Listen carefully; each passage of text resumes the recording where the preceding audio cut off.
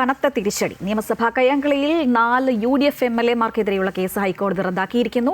Nattika MLA Gita Gopi നൽകിയ പരാതിയിലെ കേസിലാണ് UDF MLA-മാരെ കുറ്റവിമുക്തരാക്കിയത്. കൂടുതൽ വിവരങ്ങളുമായി കൊച്ചിയിൽ നിന്ന് അഡ്വക്കേറ്റ് രാജേഷ് ചേരുകയാണ്. രാജേഷ്, ഈ പറഞ്ഞതുപോലെ LDF-ന് വലിയൊരു തിരിച്ചടി ഉണ്ടായിരിക്കുന്നു. എന്തായാലും ഇതോടെ നിയമസഭാ കയ്യാങ്കളി കേസ് ഇനിയിപ്പോൾ ഒറ്റ കേസ് മാത്രമാണ് നിലനിൽക്കുക. അതോടെ ഇടത് MLA-മാർ വിചാരണ നേരിടേണ്ടി വരില്ലേ?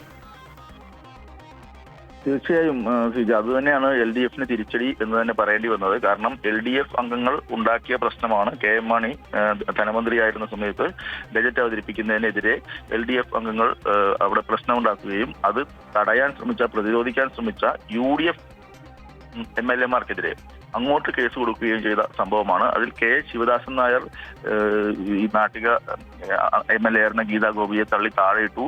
MA വാഹിദ് ഡൊമിനിക് പ്രസന്റേഷനും AT ജോർജുമൊക്കെ അന്യായമായി തടഞ്ഞു വെച്ചു, മർദ്ദിച്ചു എന്നുള്ള കേസായിരുന്നു.